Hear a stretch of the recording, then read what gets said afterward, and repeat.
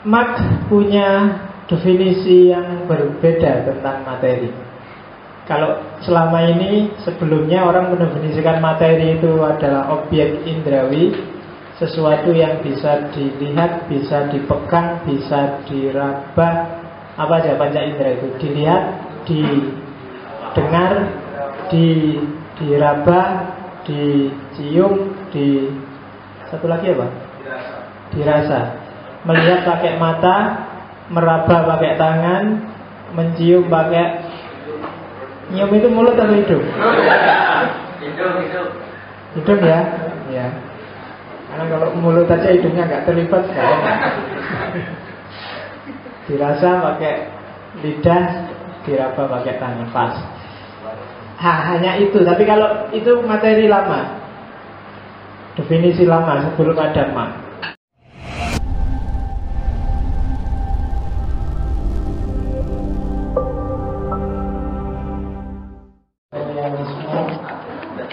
Secara umum sebagai bagian dari kajian ontologi,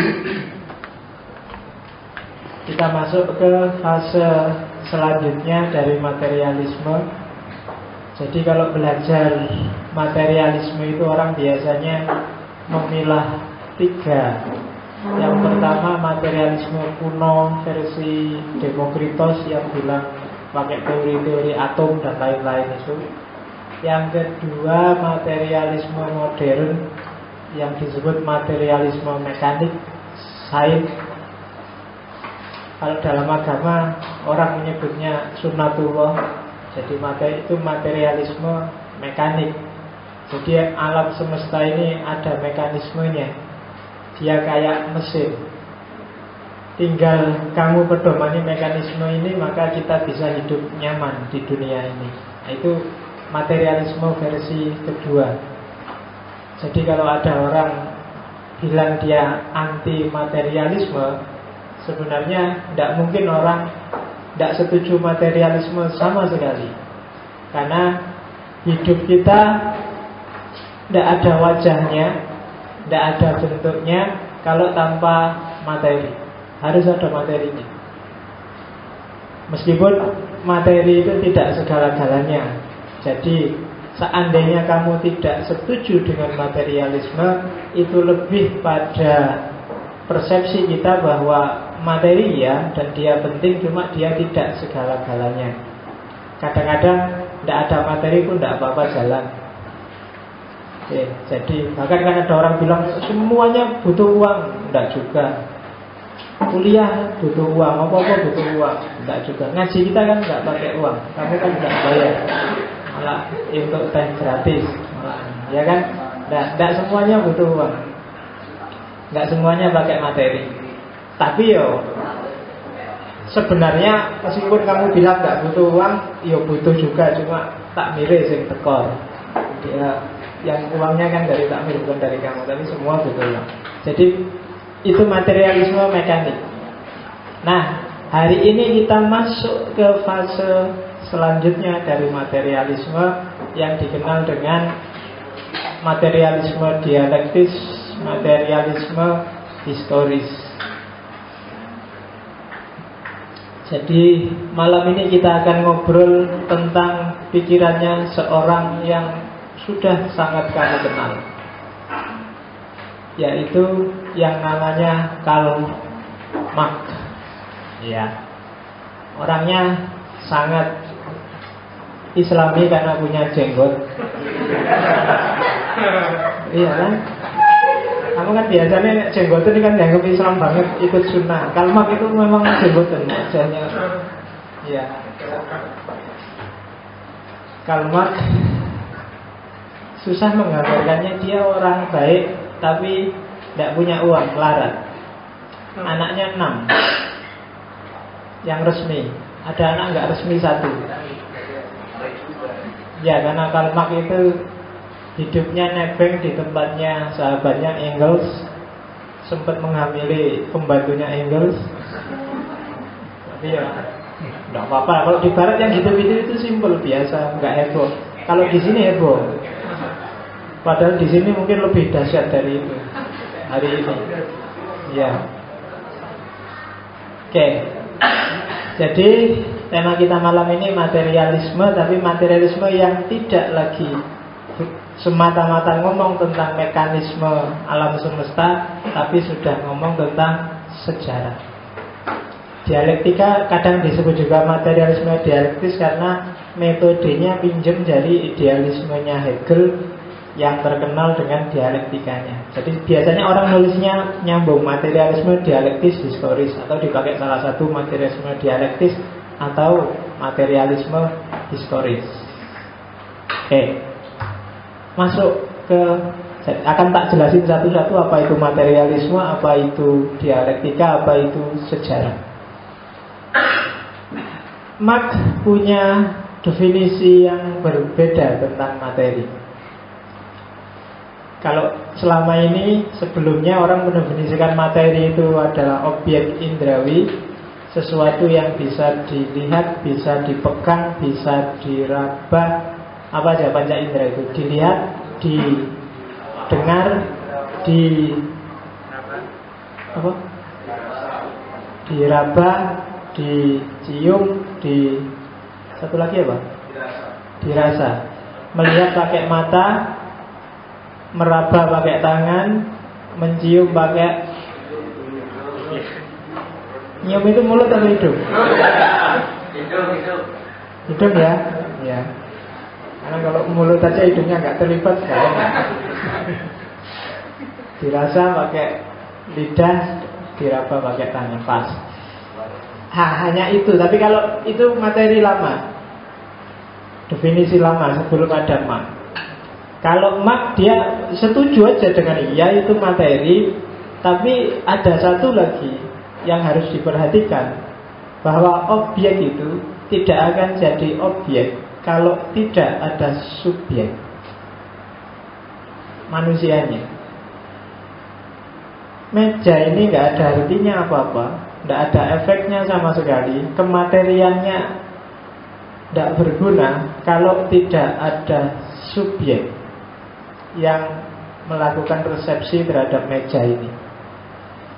Resepsi itu maksudnya pencerapan dengan panca inderanya. Oke, jadi sentralnya materi kalau di Marx tidak semata-mata ada pada objek, tapi juga pada subjek manusia. Marx dikenal dengan jargonnya bahwa filsafat selama ini, sebelum dia maksudnya, mulai zaman Yunani sampai eranya dia, itu sibuk dengan pikiran-pikiran besar tentang dunia. Tapi katanya Marx, yang penting bukan itu. Mikir cok sepanjang lebar, nulis buku tebel-tebel, sebenarnya tujuannya pikiran itu kan untuk merubah dunia. Dan kesalahannya para filosof sebelumnya, katanya Marx, itu terlalu sibuk mikir. Ngapain capek-capek mikir kalau nggak ada efek, nggak ada dampak, tidak ada perubahan, nggak connect sama sekali dengan dunia, ngapain? Apakah alam ini terbuat dari air, atau terbuat dari api, atau terbuat dari angin? Terserah terbuat dari apa. Tapi yang penting kan terus gimana kita menyikapinya, gimana kita mengolahnya, gimana kita mengelolanya, kan itu. Jadi Marx membalikkan paradigma filsafat sebelumnya yang cenderung orang menyebutnya spekulatif, jadi spekulasi-spekulasi. Metafisika itu kan spekulasi-spekulasi, masih ngarang-ngarang, ngiro-ngiro. Dibalik oleh Marx, enggak, sekarang harus praksis. Praksis tidak sama dengan praktis loh ya. Kalau praktis itu nyari gampangnya aja. Kalau praksis itu implementasi, aplikasi dari hasil refleksi, itu praksis. Dipikir dulu, terus dirumuskan praksisnya. Itu artinya dipikir dulu, terus gimana cara menjalaninya. Saya ingin belajar filsafat yang tidak pakai susah. Nah, itu kan mikir. Tidak boleh cuma level itu aja, harus kamu pikir terus realnya gimana. Kalau cuma teori aja nggak ada gunanya. Gimana enaknya deradikalisasi Islam. Kalau cuma berhenti di seminar, berhenti di buku berhenti, tidak ada gunanya. Sama kan tiap hari kampus-kampus, apalagi UIN itu hari ini kan sibuk dengan jargon, sibuk dengan islamisasi ilmu, sibuk dengan civil society, sibuk dengan apa kamu? Integrasi, interkoneksi. Tidak penting. Wih, tidak percayalah saya itu bagus, islamisasi itu bagus, integrasi, interkoneksi bagus. Itunya tidak penting. Sudah semua orang sudah terima kok itu bagus. Terus implementasinya sekarang gimana yang penting gitu. Nah, itu maunya Marx sebenarnya. Yo, penting refleksi, tapi tahap refleksi ini harus dilampaui. Orang jangan mandek. Kalau kamu mikir terus, tidak melaku-melaku. Kayak kamu naik kampus itu loh, kalau jadi panitia kan jangan sering-sering rapat. Kalau sering-sering rapat, acaramu nggak jalan, cukup dewe. Apalagi tipikalnya orang Indonesia. Jadi yang nggak masalah jadi masalah. Jadi rapat itu nggak selesai rapat. Dan hasil keputusan rapat malam ini adalah kita akan rapat lagi minggu depan. Jadi keputusannya rapat adalah akan dirapatkan lagi. Lah ngapain tadi kamu debat sampai berbusa-busa, ternyata keputusannya ditunda di rapat yang akan datang.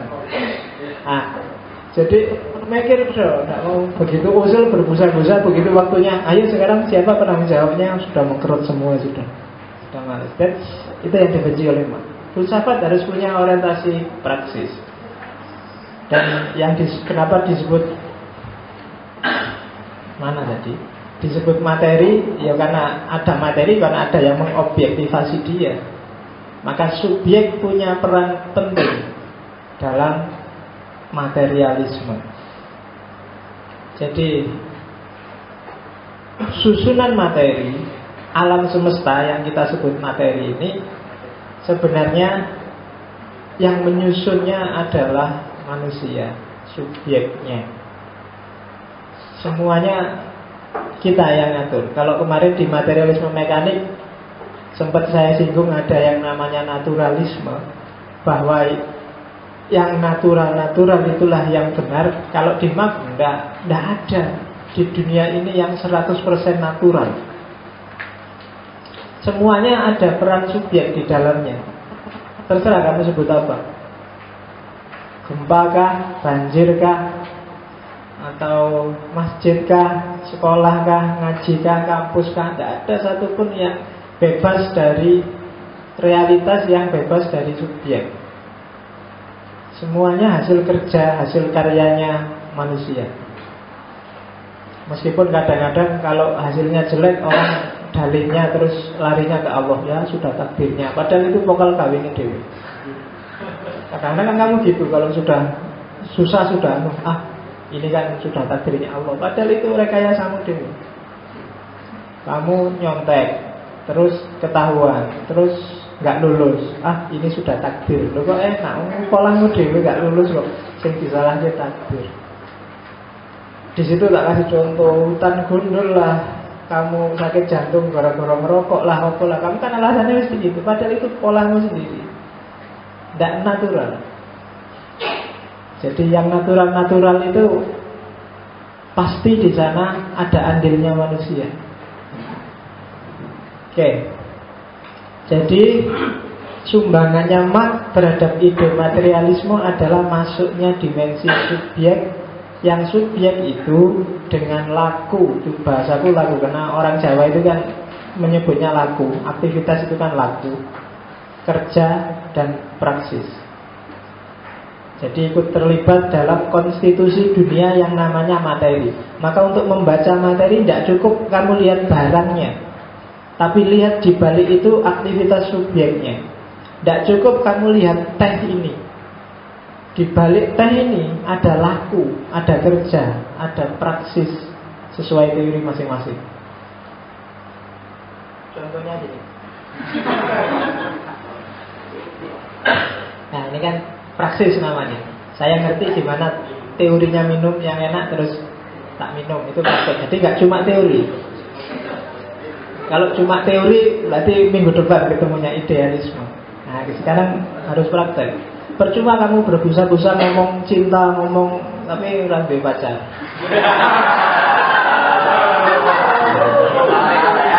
Iya, nggak ada gunanya ngomong.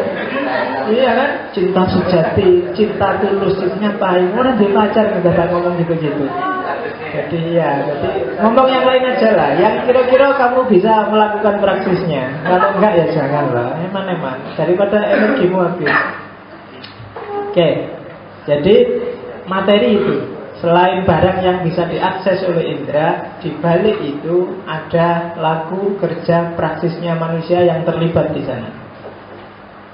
Nah, terus dialektika. Materi dan manusia dalam hidup ini ternyata dia tidak diam sendiri-sendiri. Manusia dan alam semesta itu sifatnya dialektis, katanya Marx.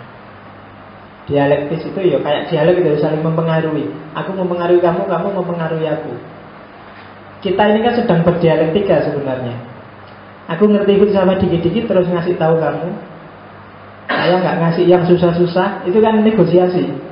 Mungkin aku ngomongin sama dosen filsafat, ngomongnya agak tak genjot sehingga rotok, tak pakai istilah-istilah gaya biar dia ngerti kalau aku ngerti filsafat misalnya. Cuma karena di depanmu ya pakai istilah gampang-gampang aja. Itu kan dialektika namanya. Gitu. Kemarin waktu kamu kesini nggak ada perempuannya sama sekali, sakaramu dewe, orang dandan, orang suleman, orang adus, pokoknya kesini begini ada ceweknya, sekarang kamu dandan rapi, tak dulu klimis-klimis aja. Nggak kayak pertemuan dulu yang awal itu, suram-suram wajahnya. Loh itu kan hasil dialektika namanya. Itu loh. Realitas yang kamu hadapi, kamu dialogkan sama dirimu, dan hasilnya hari ini. Nah, itu dialektis. Dan dalam dialektika berarti apa? Segala sesuatu pasti berubah. Kamu ketemu apa, berubah. Kamu ketemu apa, berubah. Kamu ketemu apa, berubah. Itu dialektis terus. Materinya berubah, subjeknya berubah. Subjek mempengaruhi materi, materi mempengaruhi objek mempengaruhi subjek, subjek mempengaruhi objek. Dialektis. Ini warisannya Hegel. Tesis, antitesis, sintesis. Aku yang ngerti filsafat, kamu yang gak ngerti filsafat, lahirlah sintesis, ngaji filsafat. Dialektis, dialektika. Jadi membaca realitas maka jangan dibaca aspek, jangan dianggap dia diam, tapi perhatikan juga aspek dialektikanya. Kamu kok bisa sampai di titik ini itu dialog sama apa aja sih? Indonesia sampai kok wajahnya seperti hari ini itu dialektika apa yang terjadi? SBY kok bisa gemuk kayak gitu ya? Padahal korone lagi krisis, itu pasti ada dialektikanya. Nggak mungkin nggak ada apa-apa kok tiba-tiba terus SBY itu nggak mungkin. Dia pasti dialog. Kamu juga gitu. Kamu tiap hari sama orang kamu dikirim uang kok masih kurus saja ya. Pasti ada dialektikanya. Jangan-jangan uangnya nggak kamu beli makanan atau kamu beli itu kok rokok terus itu. Nah itu dialektika. Jadi kamu baca apapun, baca apa? Ini sebenarnya apa? Whiteboard. Baca, coba dialektika. Karena dialektika sama kamu, maka whiteboard ini barang biasa-biasa aja. Tapi coba anak kampung apa yang nggak pernah ngerti gini, ada layar bioskop, ada layar itu bayangannya luar biasa sekali barang layarnya LCD itu. Tapi kamu tiap hari lihat biasa aja. Itu dialektika. Dialektika ia melanjutkan Hegel. Tidak perlu tak jelaskan panjang. Jadi realitas itu adalah dialektika subjek dan objek, objek dan objek, subjek dan subjek. Pokoknya sekelilingmu dialektika terus. Ini kelanjutannya Hegel. Bedanya sama Hegel, nah ini kebalikannya. Kalau Hegel sifatnya ideal, kalau Marx sifatnya realitas, praksis.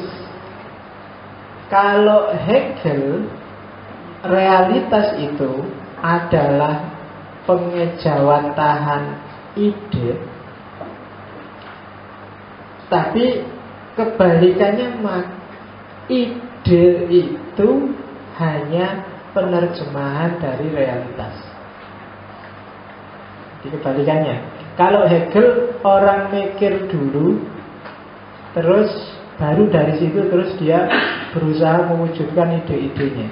Tapi kalau di Marx tidak bisa kayak gitu. Begitu orang mikir, sebenarnya yang dia pikir itu bahannya ya realitas. Jadi dialektika real dimasukkan ke pikiran. Kalau Hegel, dialektika pikiran terus diterjemahkan ke realitas. Hegel kan dikenal punya idealisme yang luar biasa, yang dikenal dengan idealisme Jerman.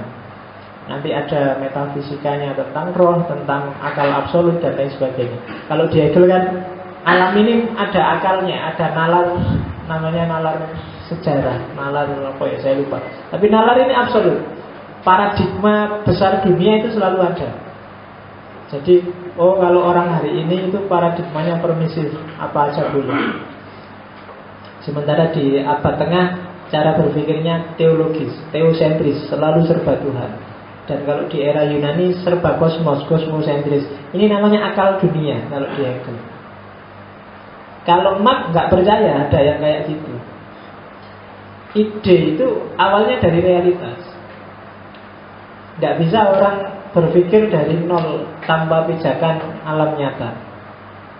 Jadi kalau dialektikanya Hegel, sintesis, tesis, antitesisnya dalam pikiran. Tapi kalau di Marx enggak. Dialektika itu sejarah, enggak dalam pikiran. Dialektika dalam sejarah itulah yang dibaca oleh manusia. Bukan dialektika di pikiran yang diterjemahkan dalam realitas. Itu bedanya idealisme dengan realisme, materialisme. Jadi fokusnya beda. Yang satu serba mikir, yang satu serba real. Makanya Marx dianggap titik awal lahirnya filsafat yang kritis, filsafat yang praksis, filsafat yang real, bukan filsafat yang melangit. Jadi kita selama berapa kali pertemuan sebenarnya ngomong tentang filsafat yang langit. Ya meskipun ya bagus saja, masuk akal aja. Tidak ada filsafat yang tidak masuk akal, karena memang basicnya rasional. Maka kamu jangan bingung kalau baca filosof ini kok masuk akal, filosof itu masuk akal juga, padahal pikirannya bertentangan. Jangan-jangan sih bener sih, kamu kan sering bingung kayak gitu. Nah itu karena ya memang basisnya filsafat itu akal. Jadi itu seperti persis kritiknya Ghazali, tidak jaminan yang masuk akal dan rasional itu mesti pas. Banyak hal yang masuk akal tapi tidak pas. Gitu. Jadi jangan tertipu di sana. Kadang-kadang orang, karena akal itu sering masuknya belakangan. Kamu suka dulu baru kamu pikir alasannya apa. Aslinya kamu males tapi terus nyari alasan. Ya sekali-sekali kan harus ambil break sebentar Pak untuk melihat realitas secara jernih. Padahal kamu males. Kan banyak yang kayak gitu. Jadi kamu melakukan sesuatu dulu terus mikirin buri belakangan. Ah itu model filsafat sebenarnya. Oke. Jadi sejarahnya manusia itu adalah sejarah dialektika. Jadi dari tesis ketemu antitesis dan bersatu dalam sintesis. Itu dialektika. Jadi materialisme dialektis. Sekarang sejarah. Dari sini nanti lahir materialisme historis. Jadi apa sih isinya sejarah? Perjalanan sejarahnya manusia, kata Marx, diawali dari benda.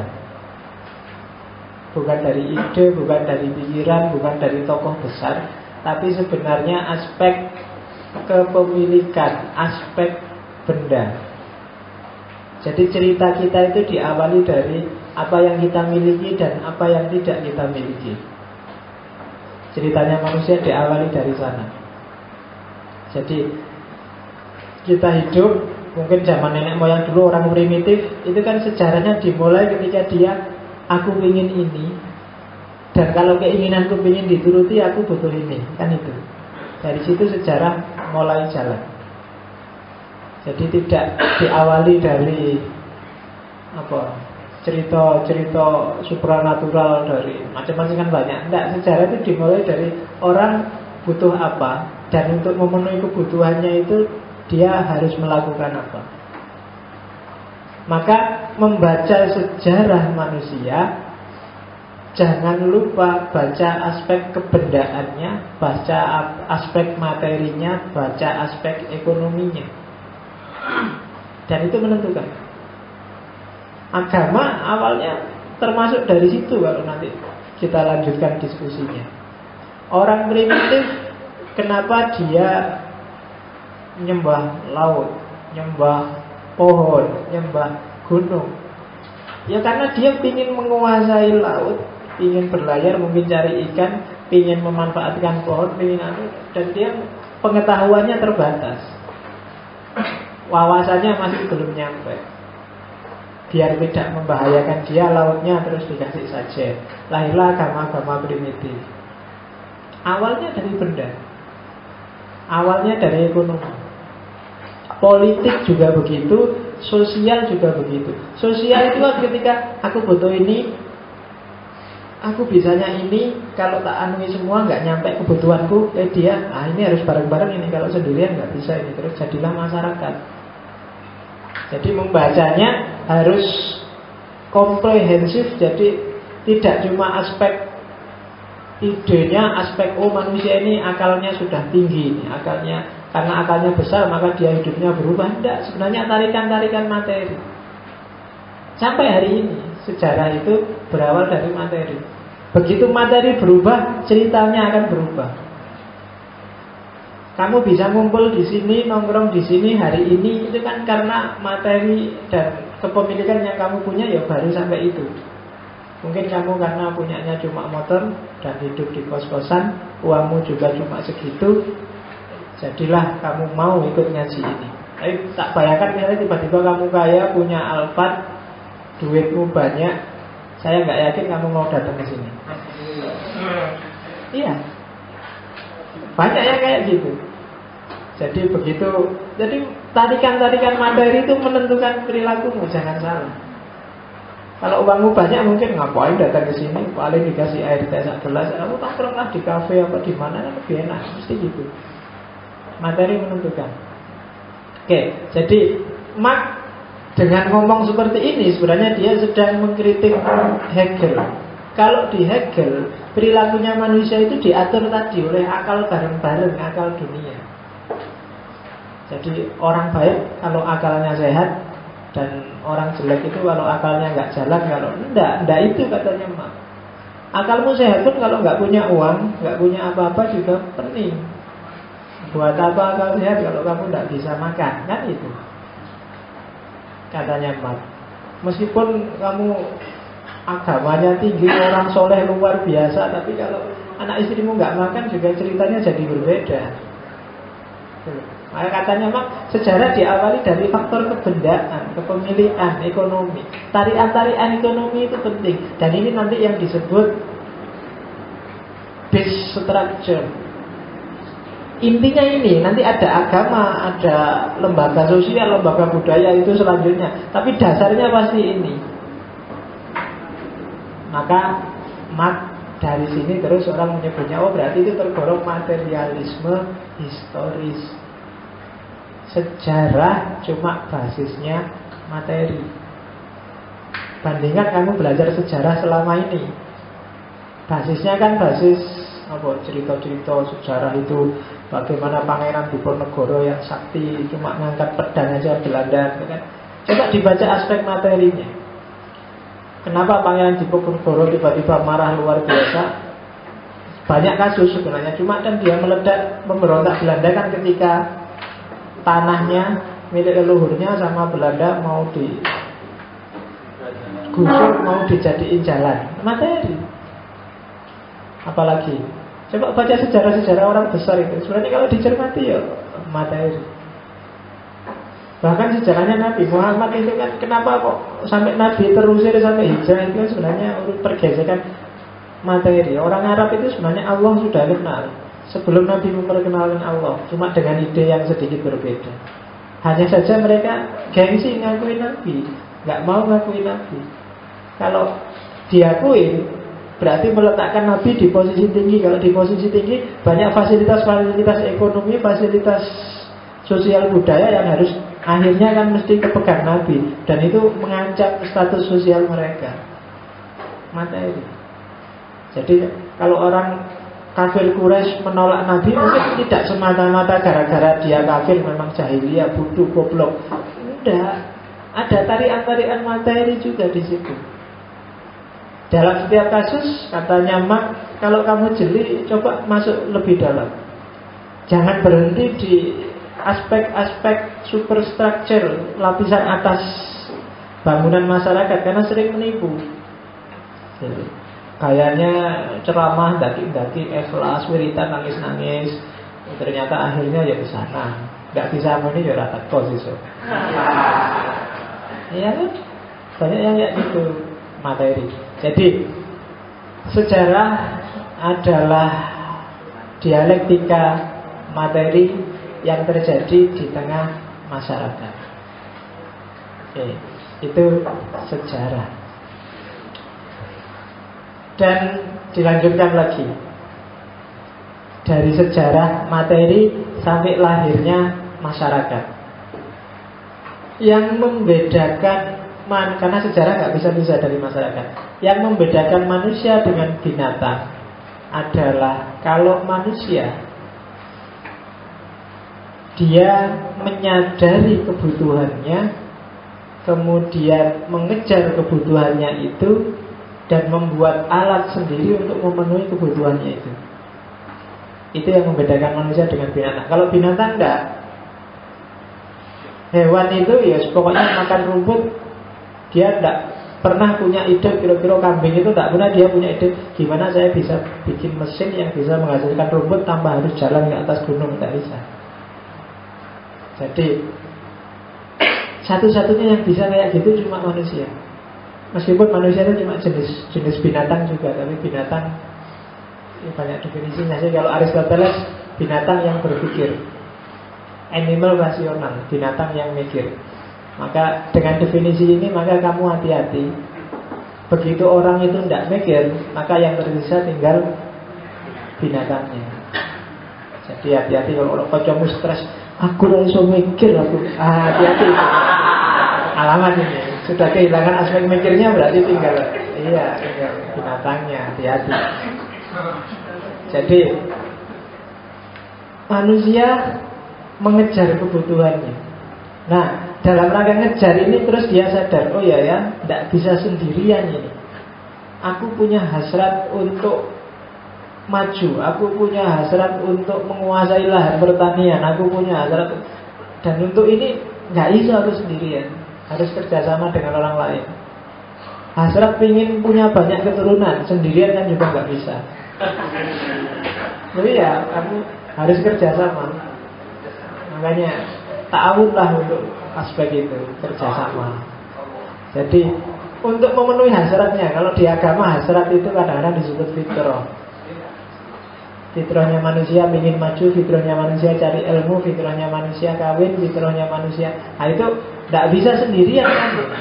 Sak jago-jagonya kamu tidak bisa menghamili dirimu sendiri. Ya, jadi butuh yang lain. Jadi maka kamu jangan gaya, jangan sombong. Orang sombong itu orang paling bodoh. Karena kamu tidak ada artinya apa-apa kalau nggak ada yang lain. Kamu merasa cakep, loh kamu itu cakep karena jasa yang lain. Dia rela untuk jadi orang jelek.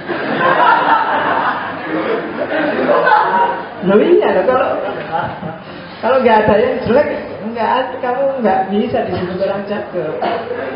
Kaya juga begitu. Jagoan juga begitu. Makanya orang butuh kerjasama. Dari kebutuhan untuk bareng-bareng inilah lahir namanya masyarakat. Oke, dan masyarakat, alam semesta, dunia subjektif manusia ini dalam proses yang terus-menerus dialektis. Dari situlah lahir sejarah. Nah, jadi sejarah itu. Bukan cerita-cerita luar biasa tentang para pahlawan. Para pahlawan juga hasil dialektika sejarahnya sendiri-sendiri. Oke.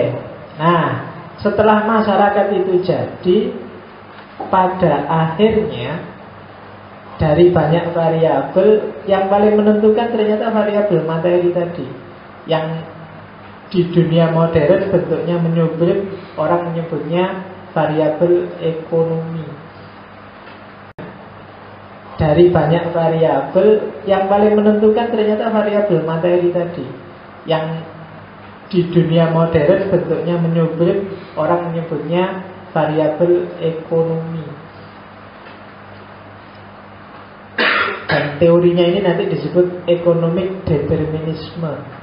Jadi hidup punya banyak sekali dimensi, cuma satu-satunya dimensi yang paling berpengaruh itu ekonomi. Jadi manusia adalah makhluk ekonomi kalau dalam teori ini. Nah, masyarakat tadi sudah tak singgung punya dua aspek. Jadi hidup kita ini ada namanya basic structure, base structure, dan superstructure. Basic structure kita itu ekonomi.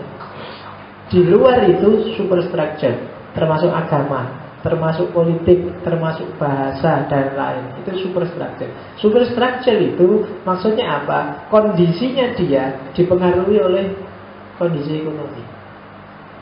Seperti apa lembaga budaya, seperti apa lembaga agama, ditentukan oleh dialektika dalam dimensi ekonomi. Itu katanya Marx. Orang kaya, cara beragamanya pasti beda dengan orang yang tidak punya uang. Iya, kalau orang kaya mungkin cara beragamanya bolak-balik ke Mekah, umroh, sedekah, apalagi. Terus korbannya aja nggak mau, sapi 1, sapi 10 misalnya. Orang kaya. Kalau orang miskin kayak kita ya paling ibadahnya apa kamu? Ya turu masjid, terus ngobrol ke masjid malah tidur, wiritan. Ada yang masih rajin wiritan, ngaji, yang itu, yang murah meriah itu. Lembaga agama ditentukan oleh ekonomi ternyata. Kamu nggak bisa pamer, saya ingin Islamku kafah Pak, saya naik haji. Nggak bisa ternyata. Ekonomi. Saya ingin sedekah sebanyak-banyaknya, begitu buka dompet, dompet isinya tinggal 2 lembar. Itu pun yang satu isinya cuma bon utang kemarin, jadi garek siji ya. Tidak bisa kamu ibadah full. Ternyata agama superstruktur. Budaya juga begitu. Gaya, mode, budaya, relasi sosial, politik, apalagi politik hari ini. Kamu sukses apa enggak di dunia politik, ya tergantung ekonomi. Saya baru dapat SMS dari teman di Probolinggo itu. Kemarin Jawa Timur waktu pilihan, waktu hampir semua calon itu bagi-bagi duit. Jadi tergantung, jadi yang menang berarti yang baginya paling banyak. Cuma di tempat teman saya itu masjidnya dibeliin karpet, dibeliin kipas angin, dibeliin macam-macam. Seorang di antara calon gubernurnya. Begitu dia kalah, diambil lagi, jadi kayaknya diambil lagi, kipas anginnya diambil lagi, jadi ngalah kok. Jadi dan dengan santainya kayak gitu. Politik gitu kan, ternyata basic structure yang menentukan ekonomi. Bahkan kondisi psikologismu juga kan basic structure menentukan ekonomi. Kalau pas uangmu banyak kamu senyum-senyum, wah nggak ada apa-apa, kamu ketawain aja. Kalau ada temennya sumpek kamu kayak Allah, hidup itu santai Pak, kamu banyak uang. Dengan santainya kamu nasihatin orang lah, melecehkan orang lah. Coba dompetmu tipis, kamu merembut sudah. Temenmu dagel ketawa ngakak-ngakak, kamu bisa ketawa pokoknya. Hidup ini tidak adil ternyata. Ekonomi. Jadi katanya Marx, superstructure, realitas yang tampak, super itu ada di atas, ini ditentukan oleh basic structure-nya, ekonomi. Maka masyarakat yang kaya dengan masyarakat yang miskin nanti pola hidup, gaya hidup, strategi hidupnya juga beda-beda. Ekonomi menentukan. Kiai-kiai itu kan juga gitu. Zaman saya dulu, saya nggak tahu sekarang jarang tampil. Dulu siapa? Ustadz Haryono yang pengobatan itu loh yang saya punya teman jadi pasukannya Ustadz Haryono. Jadi dia disuruh pakai seragam putih-putih. Kalau pas lagi wiritan, tugasnya satu nangis. Kalau pas astagfirullah, dia harus nangis terus. Pokoknya itu, dan dibayar mahal hanya untuk itu. Ekonomi, dan orang terus percaya kan, oh iya ya, sampai nangis-nangis gitu berarti memang tingkat kekiaiannya itu sudah tinggi kan, kamu percaya dengan yang itu. Jadi itu untuk bisa gitu kan bermodal gitu loh, bayarin orang. Apa yang tidak bisa hari ini kalau ekonomimu beres? Tapi begitu ekonominya kacau, Allah sudah surga neraka sudah sumpah kamu. Pacar aja saya nggak jamin kamu bisa kalau ekonominya ruwet. Apa ada sekarang pacar yang mau kamu nggak, kalau makan bayar sendiri-sendiri ya. Kalau kamu minta dijemput, tolong bensinnya ya. Kalau nggak sudah sudah kamu bubar. Kalau nggak ada ekonomi putus insya Allah. Ekonomi menentukan. Gitu. Oke, kalau malam Kamis diajak, ayo traktir aku dong. Alah, ngaji aja ada barokahnya, lumayan dapat teh. Daripada kalau ke warung bayar. Jadi, kenapa ekonomi ternyata kuncinya? Gitu. Jadi basic structure menentukan super structure, baik di level individual maupun di level sosial. Kenapa dulu di dunia sosiologi ada teori, oh kalau orang desa itu cenderung kerjasama, cenderung rukun, cenderung saling tolong menolong. Kenapa bisa begitu? Karena ekonomi. Sementara orang kota cenderung egois, diajak kerja bakti nggak mau, diajak apa-apa nggak mau. Kenapa? Ekonomi dia kaya, waktunya kerja bakti tinggal bayari pembantunya suruh keluar. Tapi ya di desa nggak bisa bayari sopo. Buat makan aja pontang-panting. Akhirnya yuk kerja bakti dewi, keluar sendirian dan seterusnya. Jadi dia jadi rukun kalau di kampung. Dari sisi itu, jadi ternyata harmoni rukun tidak rukun itu hubungannya juga sama ekonomi. Gitu. Loh emangnya teroris-teroris itu bisa ngebom, bisa merekrut orang, bisa bikin pelatihan, kalau nggak ada uangnya ya nggak jalan. Kalau ingin menghentikan itu semua gampang, putus saja sumber dananya, selesai. Kalau nggak ada dananya mau apa dia? Paling kan cuma ceramah misalnya. Ya kan? Mau latihan gimana? Beli alatnya bom gimana? Nggak bisa. Kuncinya ada di ekonomi. Oke. Itu masyarakat. Terus jadi relasi ekonomi nanti pada gilirannya berpengaruh pada relasi sosial. Misalnya tak kasih contoh hukum. Hukum kadang-kadang dirumuskan hanya untuk melindungi kepemilikan pribadi, dimanipulasi untuk kepentingan 1-2 orang. Dan yang kepentingan 1-2 orang itu kan pasti 1-2 orang yang jaya secara ekonomi.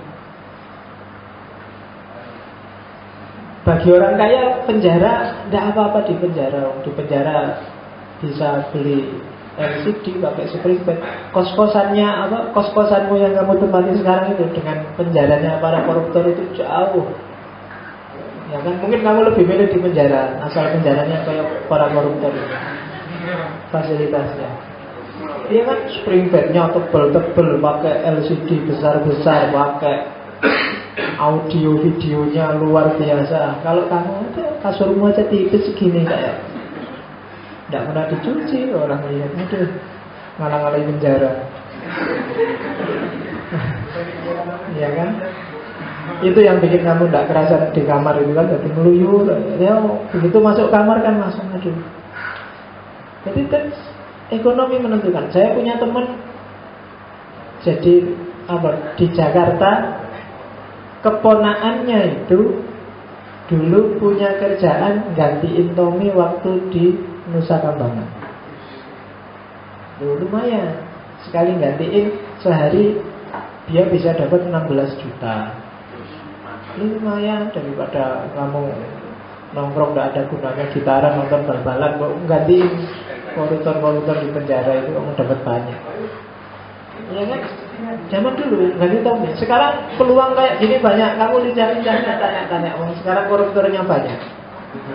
Karena koruptor itu tiap akhir pekan dia mesti minta pulang. Dan kalau sewaktu-waktu ada sidak kan harus ada yang ganti. Nah, kamu yang merasa wajahnya agak mirip-mirip koruptor, daftar soal nanti diberi mau kamu ganti ini tuh. Jadi kuat secara ekonomi ternyata. Loh, bahkan surga aja kalau kamu kaya gampang. Kamu tinggal carilah kiai yang menurut kamu paling ampuh doanya. Kamu temuin, kasih uang, Pak Yai saya didoain masuk surga ya. Dengan uang kamu bisa masuk surga ternyata. Dengan logika ini loh ya, ekonomi loh ya. Kan gitu. Daripada kamu capek-capek pikir sendiri sampai berantakan ya, orang mesti diterima. Kalau setengah-setengah wali di mana lah yang menurut kamu ampuh, ya kayak langitan atau akhiratan kamu temuin. Pak Yai, saya mau nyuntulung di akan masuk surga. Semua masuk surga kan? Iya. Nah, jadilah orang kaya. Kalau pakai teorinya Marx. Begitu kamu secara ekonomi lemah, kamu akan sengsara hidup. Dan ini nyata memang. Tidak main-main ini teori. Jadi tidak idealis lagi. Ini memang lawannya idealis, materialis. Orang harus materi biar kebutuhannya terjamin. Kalau enggak, ya prihatin. Nah, oke. Terus relasi sosial. Kalau tadi kan ekonomi mempengaruhi sosial, dan sosial pada gilirannya mempengaruhi kesadaran.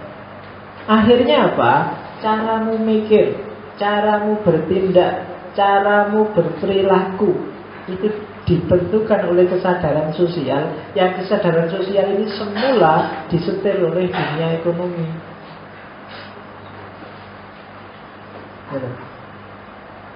Kalau uangnya banyak, gayamu juga sudah beda. Caramu menangkap realitas juga sudah beda. Bandingkan dengan kamu yang tidak punya uang. Orang kaya, saya masih ingat benar zaman saya mahasiswa dan duit, kalau ingin makan enak itu di wanita tama kalau pas ada orang nikahan. Ya, cuma dulu kenal saya sama satpamnya, jadi masuknya dari belakang. Jadi kan zaman itu lihat makanan enak itu kuyus, pokoknya luar biasa, gayanya kayak orang nggak pernah makan berapa tahun. Tapi sekarang mungkin biasa aja.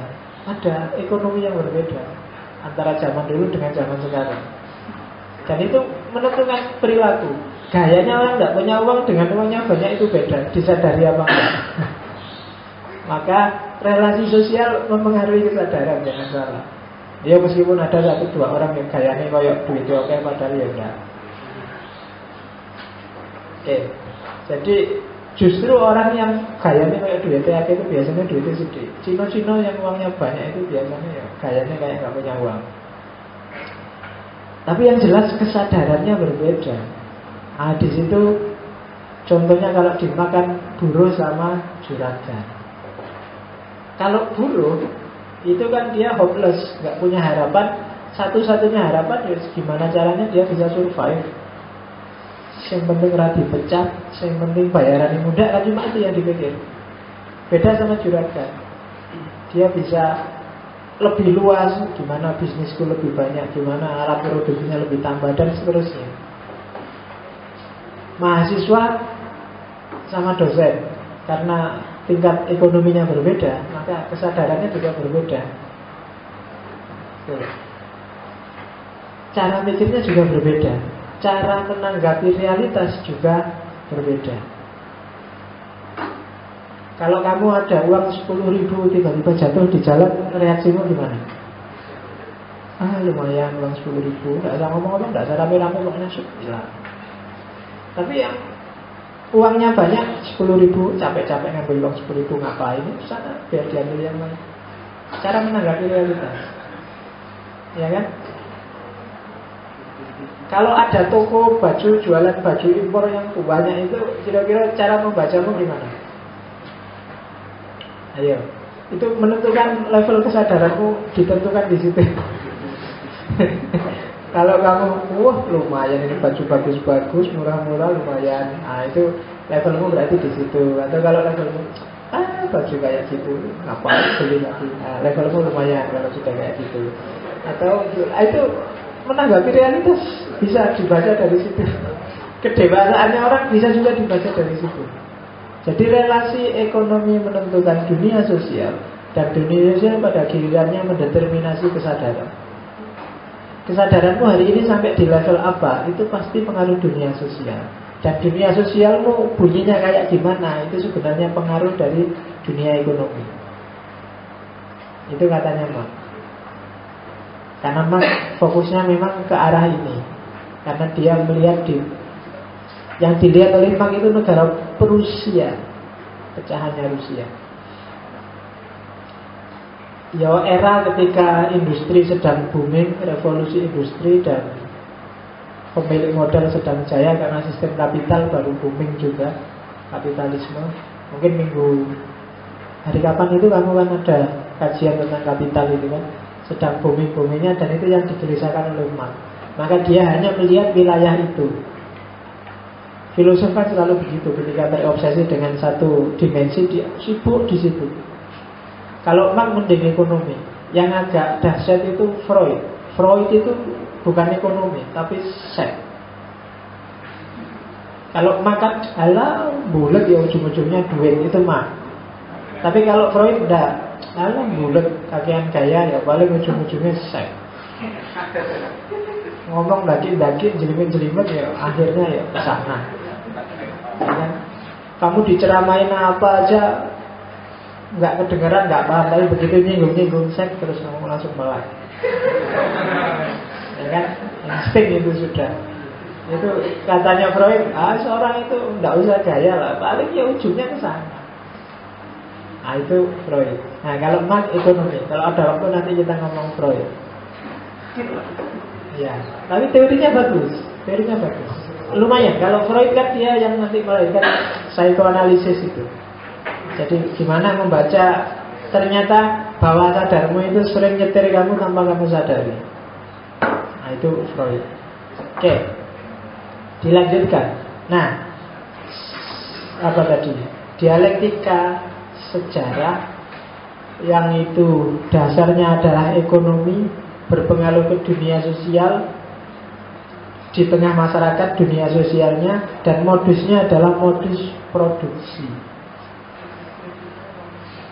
Di tengah masyarakat yang namanya ekonomi itu adalah produksi barang, produksi kebutuhannya manusia. Dan asumsinya adalah cara produksi dalam masyarakat menentukan kondisi politik, ideologi, sosial, budaya yang dipakai, termasuk prasyarat moral.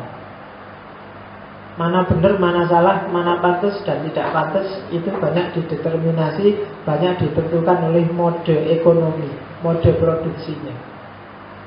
Di situ tak kasih contoh, misalnya masyarakat lama, para petani itu biasanya anak perempuannya dijodohkan. Itu bukan berarti mereka cara berpikirnya kaku atau primitif, tapi seringkali pertimbangannya, aku harus dapat mantu yang layak mewarisi pertanianku. Atau kalau pas dia miskin, aku harus dapat mantu yang dia bisa membantu perekonomianku. Jadi modus sosial, benar salah, pantas tidak pantas, itu ditentukan oleh sistem produksi yang ada. Dan ya, kalau dalam masyarakat biasanya pemilik modal, penguasa itu menentukan benar salah. Orang kaya yang ngatur kode etik hidup bersama. Orang yang punya uang mengatur mana yang disebut layak, mana yang tidak layak. pemilik modal, penguasa. Kalau hari ini pemilik modal itu menggumpal misalnya di dunia media, maka kiblat kita kan banyak ke media. Orang-orang kaya jadi panutan. Wah, Abu Rizal Bakri punya mobil baru. Nah, dan kamu pokoknya orang kaya mobilnya kayak gitu, begitu mobil itu berarti itu orang kaya. Dan itu yang terjadi. Dia menentukan mana pantas, tidak pantas, mana benar, mana salah. Masyarakat dan produksi. Dan selalu ada dikotomi ini di tengah masyarakat. Kalau zaman kuno, dikotominya adalah antara warga bebas dan budak. Sementara abad tengah biasanya tuan tanah dan buruh, bangsawan dan rakyat biasa. Kalau berjuis kapitalis itu hari ini itu biasanya pemodal dan pekerja. Bangsawan rakyat biasa itu zaman-zaman kerajaan zaman dulu. Kalau kamu baca buku-buku Jawa, etika Jawa, buku serat apa itu biasanya etika-etika feodal. Hanya untuk bangsawan. Orang biasa biasanya nggak pakai yang gitu-gitu. Coba dilihat buku-buku kejawen itu. Isunya kan rumit itu. Etik, cara hidup, cara berperilaku. Tapi sebenarnya itu untuk bangsawan. Orang biasa nggak terlalu care dengan itu. Dan itu kelas di masyarakat. Selalu ada dikotomi kelas. Kita terbiasa berpikir double. Double itu berpikir dua. Kalau bahasa filsafatnya binary opposition. Selalu dua. Dan masyarakat juga sering kita lawankan dua kelas. Pemerintah dan rakyat, bangsawan, rakyat biasa. Nah, kalau mat yang dilihat adalah pemodal dan pekerja. Jadi antara orang yang kaya, yang punya modal dengan pekerja. Saya tidak tahu, ada asumsi bilang bahwa ketika sesuatu itu tidak ada lawan katanya, biasanya itu kebenarannya lebih tinggi levelnya dibandingkan yang ada lawannya. Allah itu tidak ada lawannya. Allah lawannya setan, enggak. Setan levelnya di bawah, dia enggak ada lawannya. Cinta itu tidak ada lawannya. Kamu bilang benci, enggak. Kalau benci itu lawannya suka. Tapi kalau cinta enggak ada lawannya. Level kebenarannya lebih tinggi. Ya kowe percaya apa ora sak ya. Jadi kan kalau kamu pacaran kan seneng ngono, aku cinta padamu. Terus ditolak ganti, aku benci padamu. Berarti tadi belum cinta sebenarnya. Kalau sudah cinta tidak bisa jadi benci. Tapi kalau suka bisa. Kelas dulu dirapikan dulu. Wes pokoknya kamu perhatikan aja. Cuma ya kayak pacarannya kan kelihatan. Kalau masih suka itu biasanya masih banyak gombalnya. Ya kan? Wah, kamu cantik sekali seperti bidadari semua. Maksudnya gombal itu. Dan perempuan jangan mau kalau kamu disamakan dengan bidadari. Kalau pacarmu bilang kamu kayak bidadari, itu alamat kamu tidak akan dinikahi oleh dia. Iya, karena bidadari itu dinikahinya besok di akhirat. Ya, bidadari itu tidak untuk di dunia, untuk besok. Jadi kalau pacarmu gombal, kamu secantik bidadari, alamat itu, tidak usah diterusin. Karena kamu buat besok, nggak buat sekarang. Kalau sekarang dia nyari yang lain. Jangan mau ngomong feodal Pak tekan sana. Oke, kembali lagi ke mat. Pokoknya ini saya ngomongnya agak panjang dan serius karena mat itu dikenal di mana-mana. Indonesia dulu stres gara-gara iya, Marxisme. Apa ya sih sebetulnya mat ini, jangan salah, mat itu dia sendiri sering bilang aku bukan Marxis loh ya. Dia sendiri sering bilang.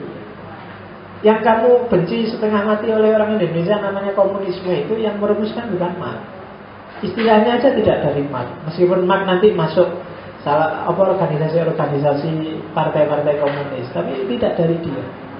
Jadi Marx menginspirasi banyak orang, meskipun dia sendiri bilang aku bukan Marx loh. Nah itu. Kadang-kadang pertanyaan retoris kayak gini penting. Saya kapan itu ada pertanyaan di kelas, tapi menarik. Pertanyaannya, Yesus itu Kristen nggak, Pak? Iya, Pak. Yesus itu Kristen nggak? Ya kira susah ya. Ternyata Tuhannya orang Kristen, ternyata nggak Kristen. Kristen itu kapan datangnya? Jauh setelah Yesus nggak ada berarti. Iya ya, Yesus ternyata ya nggak Kristen juga. Oke. Jadi diurut dari awal lagi ya, biar gampang, biar karena ini penting. Sebelum saya masuk ke cerita yang disebut determinisme sejarah. Jadi diawali dari benda realitas yang objektif. Ternyata yang disebut materi itu tidak cuma benda yang bisa diakses oleh panca indera, tapi juga manusia, subjek yang mengobjektivasi objek. Karena tidak mungkin ada objek kalau tidak ada subjek. Jadi aktivitas laku praksisnya manusia, dialektikanya dengan realitas, itu juga itulah nanti yang disebut materialisme dialektis. Materialisme dialektis ini ketika dimasukkan dalam sejarah, lahirlah materialisme historis. Materialisme historis itu variabel-variabel sejarah, khususnya variabel ekonomi di tengah masyarakat. Inilah faktor yang jadi basis dinamika, basis. Kalau dalam dialektika berarti tesisnya itu ekonomi, antitesisnya bisa macam-macam. Dan ini semua mempengaruhi kesadarannya manusia. Jadi realitas, materi itu berpengaruh terhadap kesadaran. Jadi kesadaranmu itu tidak pasti. Apakah manusia pasti jelek, apakah manusia pasti jahat? Dia tergantung realitas. Dia cuma membalas dialektika kenyataan. Tak kasih contoh. Ya. Gini misalnya, saya kapan itu orang mahasiswa bimbingan.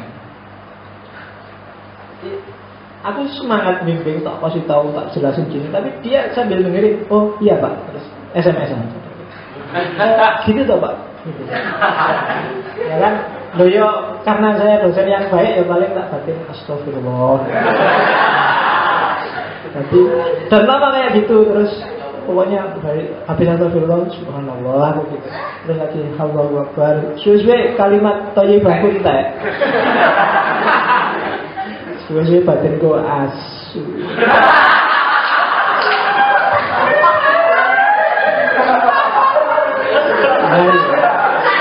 Si ini ngomong serius-serius deh. Oh gitu toh Pak? Iya Pak. Iya kan? Jadi awalnya apa-apa astagfirullah, subhanallah, sesuai koleksi kalimat baiknya habis. Nah, itu kan dialektika namanya. Ini orang baik-baik dan berusaha gara-gara dia. Coba dia nggak gitu, aku masih dosen yang alim. Tapi gara-gara polahmu ya jadi. Iya, itu yang disebut dialektis. Kamu tanya, lo terus dasarnya bapak itu baik apa buruk? Nggak ngerti ya, dialektika dengan sejarah aja yang bikin aku kadang apik kadang elek. Dan itu yang disebut determinasi sejarah. Orang kadang kepepet jadi kayak gitu. Maunya ndak meso jadi meso. Padahal tadi sudah kalimat thayyibah. Cuma ya kok suwi kalimat thayyibah sampai entek. Akhirnya berubah sudah kalimatnya. Itu namanya sejarah berpengaruh terhadap kesadaran. Nah, sekarang kita lihat dari materi itu tadi, ternyata ketemunya apa sih yang mempengaruhi kesadaran? Berarti laku tadi, praksis tadi, praksis manusia yang dialektika dengan alam. Dan yang namanya praksis, yaitu kerja berarti. Aktivitasmu bekerja. Kerja mempengaruhi kesadaran, kesadaran mempengaruhi kerja. Praksismu mempengaruhi kesadaran, kesadaran mempengaruhi praksis. Cara berpikir mempengaruhi apa yang kita lakukan, yang kita lakukan berpengaruh pada pikiran kita. Dan nanti ketemunya di mana? Ternyata esensi manusia itu kerja. Manusia itu eksis, sadar bahwa aku manusia yang punya makna, manusia yang sejati kalau dia bisa kerja, bisa beraktivitas. Kalau tidak bisa apa-apa, dia ingin sesuatu tapi dia tidak bisa berjalan meraihnya, biasanya dia merasa, aku kok gini ya. Tapi dia merasa fully jadi manusia kalau dia bisa melakukan sesuatu. Maka esensi manusia adalah kerja. Cuma, nanti ada cumanya sekarang. Begitu nyampe sini, sebenarnya aman nyampe sini. Sistem yang kita pakai hari ini itu ternyata tidak bikin kerja kita mendukung eksistensi. Itu yang gawat. Sistem yang kita pakai hari ini itu ternyata tidak bikin kerja kita mendukung eksistensi. Itu yang gawat.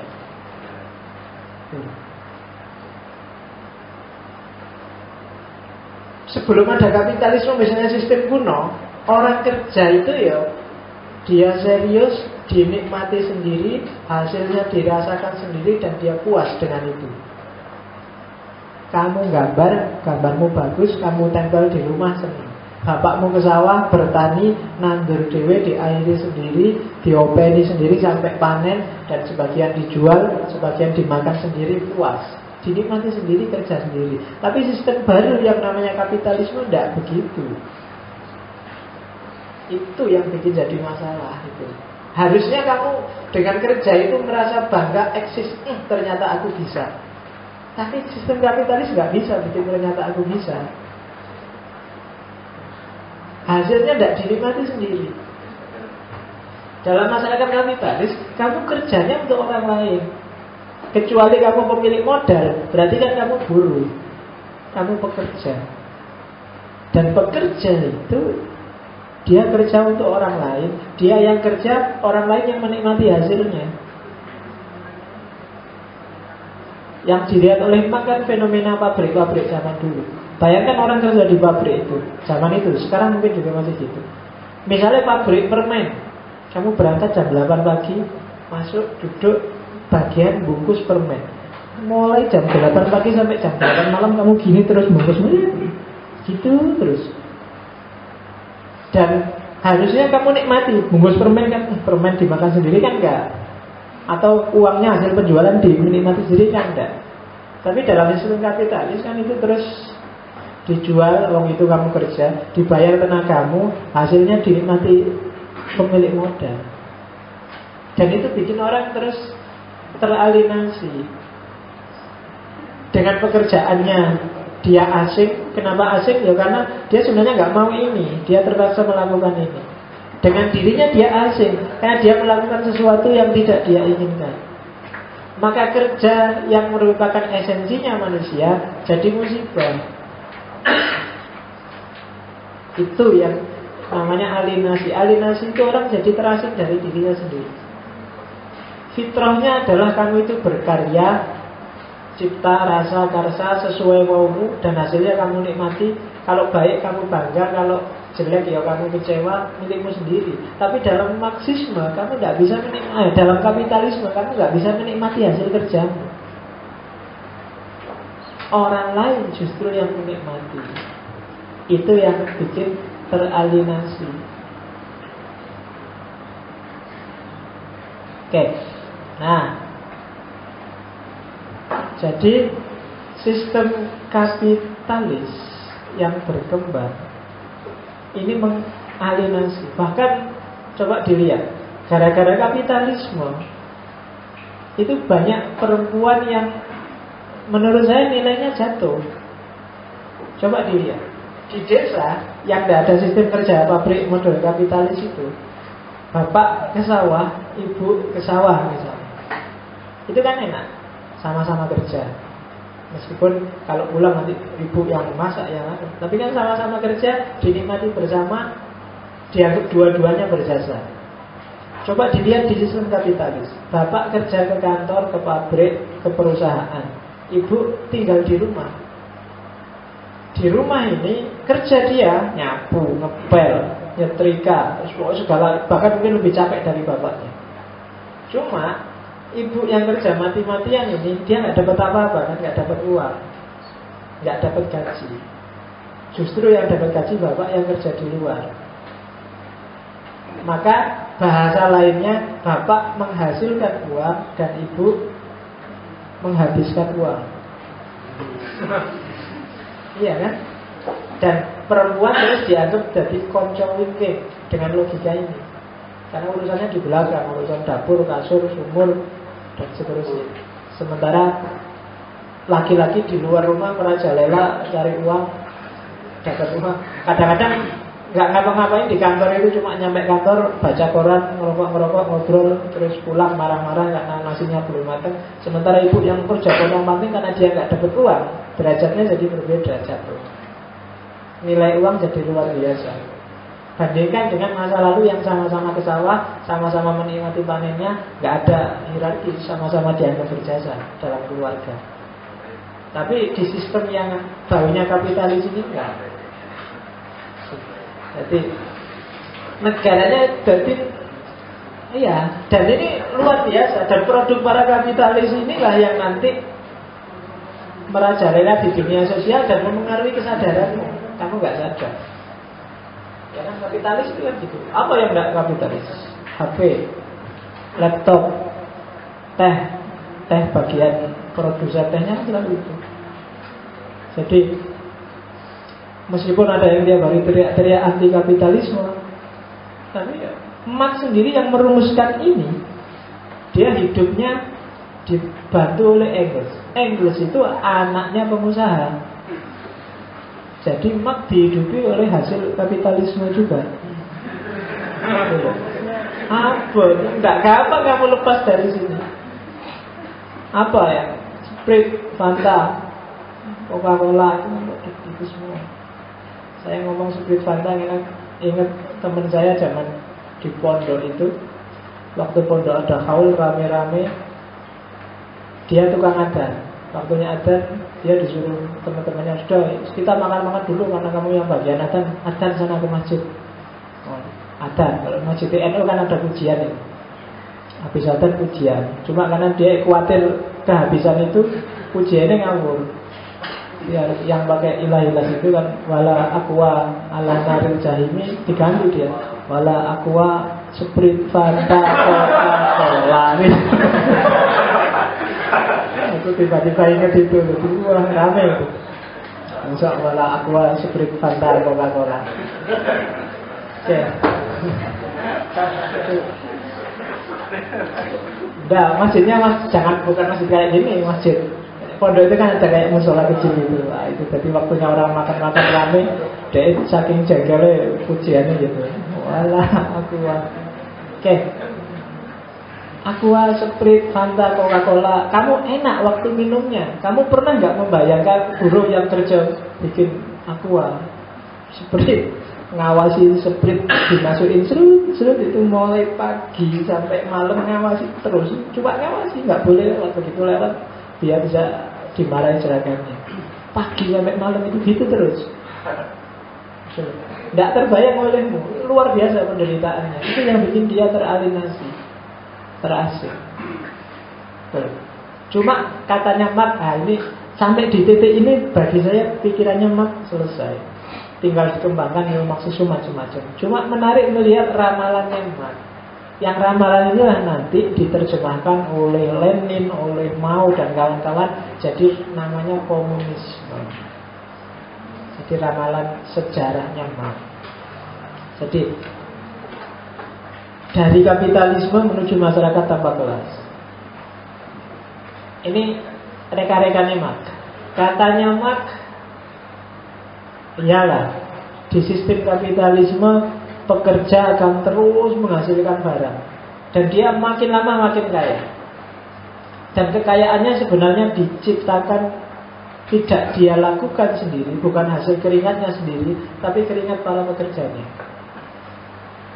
Abu Rizal Bakri itu kaya luar biasa kan, bukan dia sendiri. Yang punya KFC itu dia tidak ngapa-ngapain, uangnya datang. Bahkan yang pusatnya mungkin cuma jual lisensi, jual nama, ya uangnya datang. Dia tidak ngapa-ngapain banyak. Nah, biasanya kalau sudah kaya terus jadi konglomerat. atau melakukan efisiensi. Kalau modalnya banyak kan biasanya mikir pengembangan. Oke lah, selama ini sprint ini diisiin secara manual satu-satu, tidak efektif, hasilnya dikit, beli aja mesin pabrik untuk mengisi sprint. Kenapa dia bisa beli? Karena dia semakin kaya. Kenapa dia semakin kaya? Karena pemodalnya dapat untung dari pekerja. Dan itu yang terjadi. Ambarukmo Plaza itu sehari kira-kira berapa omsetnya kalau kamu tahu? Saya nggak tahu juga. Aku tanya kok. Ya kan? Loh itu semakin lama semakin kaya pasti. Dan dia tidak capek. Yang kerja toh para pekerja. Kalau rugi gampang tinggal dipecat. Kalau untung dia berkembang. Jadi maju mundur yang namanya pekerja itu kalah. Maka logikanya pekerja kan kayak tadi. Akhirnya berpengaruh dalam kesadarannya. Pokoknya yang dipikir piye caranya tidak dipecat, gimana caranya bisa survive. Kan cuma itu aja. Cuma katanya Marx, jangan takut. Meskipun betapapun merajalelanya kapitalisme, kalau dia berkembang jaya terus, pada akhirnya dia akan menghancurkan dirinya sendiri. Kalau pekerja semakin lama kedudukannya semakin lemah, justru mengancam dirinya sendiri. Kalian, kalau dia untung terus, maka akan melakukan efisiensi. Beli mesin baru, pabriknya semakin besar. Akhirnya karena mesinnya banyak, yo buat apa banyak-banyak orang? Pekerjanya dipecati. Pekerjanya dipecati, di PHK. Jangan salah, PHK dia memang kuasa PHK, tapi akan lahir banyak sekali pengangguran. Dan kalau banyak pengangguran, tidak usah dipikir panjang, pasti akan banyak masalah sosial. Dan kalau banyak masalah sosial, jangan harap dia bisa menjalankan usahanya dengan tenang.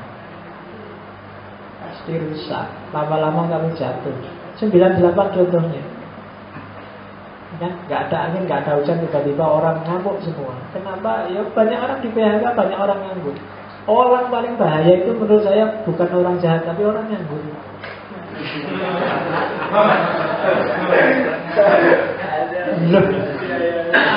Orang nganggur itu komplit. Jadi dia pikirannya judek, mau maju gak jelas, mundur gak jelas, mau ngapain gak tahu. Oh jangan salah. Makanya Indonesia itu kaya dengan pengangguran. Sebenarnya kita negara yang kuat. Iya, pokoknya kalau sedang cukup jangan macam-macam. Malaysia kalau berani-berani habis. Jangan TNI-nya yang turun, ngapain? Nganggur-nganggur dulu. Iya kan? Oh ini udah nganggur, judek malah diprovokasi. Wah, ya kan? Jadi hati-hati, begitu nggak gampang-gampang. Kayak kemarin buruh nuntut UMR. Loh itu kalau mereka bisa kompak, terus mogok semua, apalagi terus pemerintah memutuskan UMR tinggi, akhirnya perusahaannya marah terus dipecati semua. Iya dia kuasa pecat, tapi jangan salah, begitu banyak pengangguran, masalah sosial akan banyak. Dan kalau masalah sosial akan banyak, tinggal nunggu waktu. Bisnismu gak akan lancar. Dan itu ramalannya mah. Jadi kalau dia untung, jangan salah, akan memproduksi banyak pengangguran. Pokoknya hati-hati kamu dekat orang nganggur ya. Terus itu kalau untung. Kalau dia rugi, biasanya kan alternatifnya kalau dia rugi ya perusahaannya tutup. Atau kalau nggak tutup ya upahnya diturunkan. Ya kan, upah pada pegawainya. Atau kalau nggak bisa juga paling PHK. Baik upah diturunkan atau PHK kan hasilnya sama, pengangguran. Atau kalau upah diturunkan, ya paling tidak kan terus daya belinya jatuh. Daya beli masyarakat jatuh. Kalau daya beli masyarakat jatuh, termasuk juga banyak pengangguran, hati-hati. Pemodal juga terancam. Jadi ya, bagi yang punya usaha, makanya jangan kejem-kejem sama anak buahnya, sama pekerjanya. Karena untung atau rugi pun ada resikonya. Makanya jangan kemelinding. Nah, jadi di yang pertama menghasilkan pengangguran, di yang kedua juga menghasilkan pengangguran sebenarnya. Kalau di hari ini juga di PHK. Dan itu kan yang terjadi 98 kemarin. Begitu dolar naik, rupiah anjlok, perusahaan-perusahaan kolaps, terus PHK besar-besaran. Di mana-mana banyak orang stres karena di PHK. Meledaklah kerusuhan besar-besaran tahun 98. Kalau memang nganggur dari awal penting. Kalau habis kaya raya atau habis hidup bergantung pada kerjaan terus nganggur, itu stresnya double. Ya, jadi maka itu yang terjadi 98. Jadi ramalannya mak, alah jangan gaya kapitalisme. Kamu untung apa rugi, hasilnya sama. Kalau kamu untung, hasilnya ya akan ada masalah-masalah sosial yang timbul. Dan kalau kamu rugi, ya apalagi. Maju apa mundur, kamu akan kalah. Katanya Mak, ini ramalan loh ya. Nanti banyak kritik juga terhadap ini, cuma ya enggak sekarang. Saya masih harus cerita banyak sebelum kritik Mak. Oke. Tadi diawali dari pengangguran yang banyak tadi. Begitu banyak pengangguran, begitu banyak orang susah, kalau banyak orang terpinggirkan, akan jadi revolusi. Kayak 98 tadi. Di revolusi itu ramalannya Mak, kaum proletar, yo, lawannya kaum borjuis. Borjuis itu orang-orang kaya, proletar itu orang-orang ya pekerja. Saya tidak tahu kamu golongannya borjuis atau proletar. Borjuis itu yang suka beli burjo.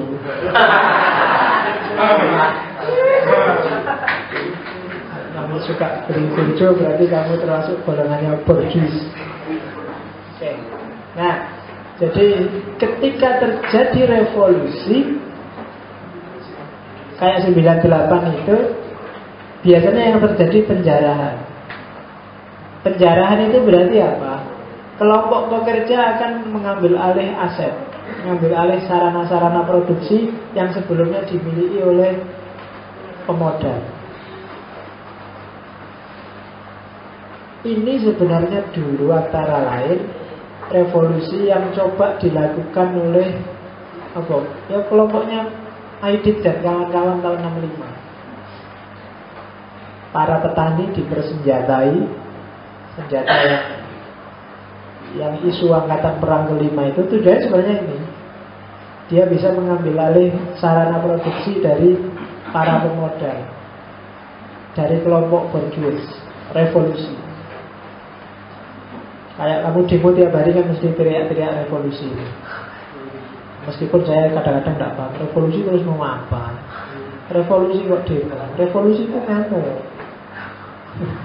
bikin perubahan drastis, itu revolusi. Revolusi kalau cuma orasi ya tak ada gunanya. Jadi revolusi ayo tapi tenanan. Jangan cuma ngajak demo, ngapain nanggung. Kalau cuma demo ya namanya bukan revolusi, itu namanya tausiah. Ya karena orasi itu kan bahasa kerennya, bahasa agamanya kan tausiah. Mau itu hasanah. Ya, jadi kamu kan tausiah kalau demo itu. Oke. Revolusi besar terjadi, sudah selesai. Aset dipegang oleh kelompok proletar. Maka akan lahir kelas baru, akan lahir fase baru, namanya diktatoriat proletar. kediktatoran kelompok proletar. Tadi orang-orang melarat, orang-orang pengangguran, orang-orang terpinggirkan yang berontak tadi, yang bikin revolusi tadi, sekarang pegang kekuasaan. Di masa-masa awal, ketika baru pegang kekuasaan, pasti terjadi euforia besar-besaran. Dan itu yang disebut diktatoriat proletar. Saya tidak tahu apa itu mirip dengan anarkisme apa enggak. Jadi kelompok proletar sekarang menguasai, dan dia ngatur-ngatur, dia menekan kelompok borjuis. Biasanya orang itu kalau habis ditekan habis-habisan, begitu dia bisa balasnya juga habis-habisan. Dan itu fase awal. Orang kan senangnya gitu, balas dendam itu kan biasanya lebih dahsyat daripada ketika dulu dia direpresi. Kalau orang sudah ngamuk, kamu dipukul sekali, balasnya bisa puluhan kali. Beda sama Yesus. Kalau Yesus kan kamu dipukul pipi kanan, kasihkan pipi kiri, kan gitu. Kalau Sokrates juga mirip kayak Yesus. Sokrates itu pernah ditampar orang, terus di pipinya ada bekasnya. Ditanya orang, "Loh, pipimu kenapa?" "Aku habis dipukul orang." "Nggak, kamu balas." "Ya ini balasanku." Jadi pipinya yang merah itu dibilang, "Ya ini balasannya, pipi merah ini." Itu Sokrates. Kalau kamu nggak tahu saya. Kira-kira kalau habis dipukul orang terus balas apa enggak? Kalau saya tergantung yang mukul siapa dulu. Oke. Akan ada fase beberapa lama ketika kelompok proletar ini menguasai keadaan dengan kediktatorannya. Masih chaos. Tapi perlahan namun pasti akan muncul terakhir masyarakat tanpa kelas. Orang mulai sadar, iya ya, kemarin aku ditindas, sekarang kok aku tindas, berarti aku sama aja sama dia. Enggak seharusnya kayak gini, kita kok sama aja kerjasama. Sudah. Kesadaran masyarakat tanpa kelas itu, maka akhirnya muncul kesadaran, oke lah, sekarang tidak boleh ada penguasaan modal oleh individu, oleh orang tertentu yang bisa menghisap orang lain. Sekarang semua, untuk semua. Motonya dari setiap orang sesuai kemampuannya, untuk setiap orang sesuai kebutuhannya. Lahirlah model yang kamu kenal nanti diterjemahkan jadi komunisme.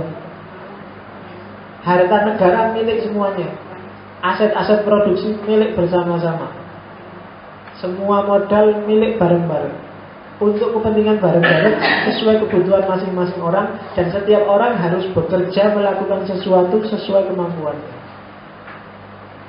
Yang pinter ngomong jadilah dosen, jadilah guru. Yang pinter macul ya jadilah petani. Cuma hasilnya apanya milik bersama. Itu masyarakat tanpa kelas sudah. Tidak ada sekat-sekat, tidak ada kategori-kategori. Pokoknya kita hidup bareng-bareng. Nah, itu lahirlah dari kapitalisme jadi masyarakat tanpa kelas. Saya tidak tahu apa ya, mungkin kayak gini, tapi ini ramalannya Marx. Cuma ya seperti teorinya Marx sendiri. Kenapa kok ramalannya Marx ini nggak sukses? Karena hidup itu dialektis. Kalau dialektis, ya tergantung, ada tesis, tergantung antitesisnya apa dulu. Antitesis berbeda, sintesisnya bisa berbeda. Kalau emak kan, karena ini sifatnya ramalan kan, dia meramal nanti tesisnya ini, antitesisnya ini, lahirnya kayak gini. Ya, tapi begitu dirubah, disubstitusi variabelnya, bisa ganti. Nah, terakhir setengah 10 ya, nggak sadar lagi. Sudah jam setengah. Terakhir aja, cuma tak tambahin. Banyak orang bilang bahwa Marx itu ateis. Iya, dia ateis. Cuma yang penting sebenarnya Marx mengkritik agama tidak di level ontologis. Dia mengkritik agama di level ini, sosial, di level ekonomi, di level praksis. Maka katanya Marx, agama itu candu, bikin orang kecanduan. Kecanduan itu kayak ada yang pernah sakau. Kenapa? Jadi apa ya? Agama bikin kamu kayak tadi misalnya kamu kelompok pekerja. Kamu sebenarnya tersiksa luar biasa, teralienasi, sumpek. Tapi kamu nggak berani bangkit. Kenapa? Kamu punya agama. Sudahlah, hidup di dunia ini memang ujian, ya kan? Dunia adalah penjara bagi umat Islam. Besok di akhirat kita kalah sekarang tidak apa-apa. Yang penting besok kita menang. Selesai sudah. Agama sering bikin kamu kecanduan kayak gitu. Disuruh belajar, ayo belajar yang rajin biar pintar. Enggak. Segala sesuatu sudah ditakdirkan oleh Allah. Loh, kan itu agama. Apakah aku lulus semester 7 atau lulus semester 14 sudah tertulis di Lauhul Mahfuz. Ngapain aku capek-capek? Dan itu yang dibenci oleh Mas sebenarnya, efek kecanduannya. Agama bikin kelompok pekerja yang sengsara tadi tidak bisa bangkit, bikin orang yang direpresi tidak mau melakukan revolusi. Pokoknya ini yang ini. Hidup itu, itu yang dibenci oleh Mak dari agama. Maka terus Mak, kalau agama cuma gitu, tidak usah agama-agamanan lah. Kan gitu. Sama kayak Nietzsche. Nietzsche bilang agama itu mentalitas Buddha. Itu tidak ontologisnya, dia nggak ngomong bahwa nggak perlu Allah, nggak perlu. Dia ngomong ternyata banyak orang beragama itu mentalnya kayak Buddha. Dia tidak mau berjuang. Kalau ada apa-apa tinggal berdoa aja, apa susahnya? Sholat hajat, puasa 3 hari 3 malam diwirid. Harus begitu. Orang beragama cenderung begitu. Dan itu yang dikritik oleh Marx, dikritik oleh Nietzsche. Jadi keberagamaan yang bikin kamu mabuk. Orang yang punya agama begitu dia kalah biasanya cari dalih agama terhadap kekalahannya. Kalau cuma kayak gitu mending gak punya agama, gak punya nyaman. Begitu kamu kalah, bangkit lagi berjuang. Itu yang sangat terkenal sehingga terus dia disebut anti agama. Jadi yang dimaksud anti agama berarti dia anti dengan cara beragama seperti cara kita selama ini. Cara beragama yang membius, menghilangkan kesadaran sosialmu, menghilangkan kesadaran ekonomi, menghilangkan kesadaran terrepresi. Kamu nggak sadar bahwa kamu itu sedang terrepresi, tapi kamu merasa pokoknya ya kayak gini nih hidup yang diridhoi oleh Allah. Ya selesai sudah. Makanya kenapa Islam sampai hari ini nggak bangkit-bangkit, antara lain karena mentalitas ini. Gitu. Apalagi banyak orang yang suka dengan sufi-sufi ekstrim yang torekot, uzlah, kholwat, itu ya selesai. Bukan salah, tapi momennya nggak pas. Para sufi itu jangan salah loh, anggap Ibnu Arabi itu konglomerat, Ghazali itu kaya raya. Waktu dia mengalami sakit bingung mencari kebenaran itu hartanya banyak. Dia rektor di Nizamul Mulk zaman itu.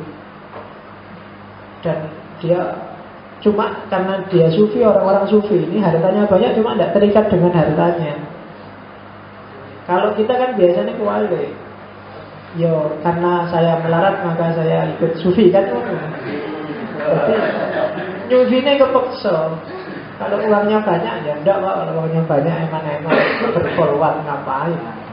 Jadi kalau nggak punya uang kolwat. Kan itu yang mentalitas kita. Dan itu yang bikin Islam susah banget bangkitnya.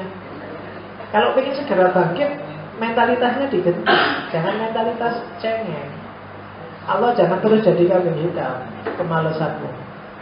Karena selama ini kan gitu, Allah itu selalu jadi kambing hitam kalau ada apa-apa. Allah takdirnya, Allah sudah menentukan, sudah tertulis di Lauhul Mahfuz. Susah di dunia tidak apa-apa, yang penting jaya di akhirat. Ditolak pacar tidak apa-apa, yang penting besok dapat bidadari. Tidak punya uang tidak apa-apa, yang penting besok masuk surga. Selesai sudah hidupnya. Dan berat, itu yang diri itu emak. Dan kalau memang kayak gitu pola kita, berarti benar kata-katanya Mak. Agama ternyata bikin kita kecanduan. Orang lagi sakau kan gitu. Dia nggak ngerti realitas apa, pokoknya dia merasa enjoy aja, merasa enak aja. Nanti kalau kamu sadar, kamu bangun, jangan-jangan kamu kaget. Dan itulah maaf. Oke, materialisme historis. Semoga sudah dapat gambaran dikit-dikit. Ada yang tanya? Kalau ini Pak, kalau boleh sedikit sok pintar mau mengkritik umat, saya kira pemikiran materialisme Marx ini membuat kita terlalu simpel memandang orang. Karena begini, berangkat dari dia tadi kan menggebrak teori dialektikanya Hegel gitu kan. Dia berangkat dari satu asumsi yang berlawanan dengan Hegel, sehingga dari situ dia sangat pemikirannya sangat kebendaan sekali. Dan saya pernah baca buku Michael Bakhtin, dia seorang Marxis, tapi kemudian dia mencoba untuk mendialektikakan pemahaman Marxisme dengan pemahaman waktu itu yang masih merajalela, strukturalisme. Bagi dia, ekonomi adalah basic structure. Dia yang melahirkan segalanya, pemahaman baik tentang agama, bahasa, baik tentang sastra dan sebagainya. Tapi kesalahan Marx menurut dia itu dia justru mematahkan dialektikanya sendiri dengan asumsi kalau ekonomi itu basic structure, terus agama, budaya, bahasa itu yang di atasnya superstruktur ya Pak. Nah, justru itu akan mematahkan dialektikanya sendiri. Karena apa? Kalau saya boleh mengkritisi tadi Marx mengkritisi agama di level aksiologisnya, maka secara aksiologis juga banyak sekali yang dikritisi. Dengan pandangannya ini, Marx justru terkesan menjauhkan memutlakkan ekonomi, sehingga akhirnya kita tidak bisa melihat seperti tadi Bapak terangkan Al-Ghazali, Ibnu Arabi itu fenomena. Bagaimana mereka kaya tapi mereka sufi. Kita terkadang berpikir memandang orang sekarang, wah dia kok sufi ya, gelokan kere, lihat aja dompetnya, dia nggak punya apa-apa. Itu kita terlalu kita cenderung seperti itu dengan pemikiran Marxian itu di tataran epistemnya. Kemudian aksiologisnya, kadang itu gak teruji sejarah apa yang dipaparkan Marx, baik itu ramalan-ramalannya tadi. Buktinya sekarang banyak negara-negara sosialis yang awalnya sangat mengagung-agungkan Marx seperti Rusia, Cina, ternyata dia diam-diam malah beralih kiblat ke kapitalis. Dan justru yang diperlukan mungkin kalau kembali kepada Marxianisme, yang diperlukan itu adalah reformasi intelektual seperti katanya Gramsci. Bukan karena apa? Monotonnya Marx itu di tataran aksiologis. Dia ketika sudah beranggapan segalanya itu berawal dari benda, dan oleh karena itu dia harus mereformasi total sistem dengan dasar kebendaan itu, semuanya harus diambil alih, maka langkahnya dia monoton. Sedangkan Gramsci walaupun dia Marxian, dia cenderung lebih intelektual. Bagaimana itu teruji sejarah dengan mungkin hadirnya kayak Aflatun gitu. Aflatun di Eropa pada saat itu diawali dengan mungkin gebrakannya Galileo yang mengatakan heliosentris macamnya. Itu kan reformasi intelektual. Ada semacam dialektika antara ide dengan yang kasat mata, yang material, dan material dengan ide saling berdialektis. Nah, si Marx cenderung mematahkan dialektikanya sendiri. Ketika dia sudah menganggap semua kebendaan, maka gak ada dialektika lagi. Semuanya kembali ke benda. Yang budak akan dibawa, yang kaya pasti menang, yang miskin pasti kalah. Itu cenderung seperti itu, sehingga kita memandang orang pasti seperti itu. Orang begini, nah dia kan kere. Orang begitu, wah dia kaya, dia bisa seperti itu. Padahal seperti Al-Ghazali dan Ibnu Arabi itu fenomenal gitu. Dia ada, dia sufi tapi dia kaya. Mungkin menurut Bapak bagaimana? Terima kasih. Kritik terhadap Marx banyak ya. Cuma saya tidak akan ngomong satu-satu, banyak. Ada Althusser, ada Neo-Marxisme, itu tokohnya banyak. Neo-Marxisme itu menyempurnakan kelemahan-kelemahan teorinya Marx. Cari sendiri, cari di buku-buku kalau kamu tertarik. Cuma melihatnya harus fair. Setiap filsuf dia punya, kayak di hermeneutik kemarin, punya angle sendiri, punya fokus sendiri, punya perspektif sendiri, termasuk punya isi kepala sendiri. Marx sangat wajar ketika dia fokus ke ekonomi kalau dilihat dari riwayat hidupnya. Dan masuk akal. Yang kedua, maka membaca Marx caranya adalah ada gak sih dimensi kehidupan di masyarakat itu yang versi Marx, yang apa-apa perhitungannya serba ekonomi. Sisi kehidupan kita yang mana ya yang kayak gitu. Kalau ada berarti ini tuh yang dilihat Marx itu. Cara membacanya seperti itu. Jadi banyak kritiknya Marx. Jangan khawatir kalau cuma mau kritik, banyak. Saya pernah nulis sendiri. Jadi jangan khawatir. Cuma dengan kritik tidak harus kurus. Berarti Marx nggak usah dipakai. Enggak, banyak sekali ide-ide yang relevan dari Marx. Kalau enggak dia nggak akan hidup sampai hari ini. Terus gitu. Jadi ya termasuk Ghazali. Sufi kok kaya? Ya. Sufi miskin juga ada masalahnya. Orang yang disebut Marx kecanduan agama juga banyak gitu. Dan itu yang dilihat Marx kok nggak lihat yang lain? Ya karena memang manusia tidak bisa melihat komprehensif. Ketika punya satu teori apa aja nggak bisa kamu dari mana-mana enggak. Menurutku ini kayak kamu, FPI itu keras deh. Kamu kan nggak bisa, enggak loh. FPI itu kadang-kadang juga kalau ada bencana bantu, tapi kan enggak, pokoknya karena kamu sudah. Nah, sementara bagi yang suka FPI itu bela Islam kok. Dari sisi itu dia melihat. Dan persis Marx juga kayak gitu. Jadi jangan khawatir kalau pengen ngeritik Marx, kalau butuh tak kasih banyak. Cuma tidak mungkin tak sampai di sini. Serius, termasuk Gramsci. Gramsci kan dikenal juga neo-Marxian. Jadi caranya gitu. Jadi kalau kamu merasa tidak relevan, tidak apa-apa. Cuma kadang-kadang tinggal kamu cermati aja. Ini gaya Marxian. Jadi tiba-tiba ada orang ngomong, alah, apa-apa paling ya ujung-ujungnya duit. Nah itu kan logika. Persis seperti yang diramalkan Marx. Bulat kayak apa tapi ya terakhirnya ya duit. Ada kiai komersial, katanya ikhlas lillahi ta'ala, tapi yo kalau diundang pakai tarif.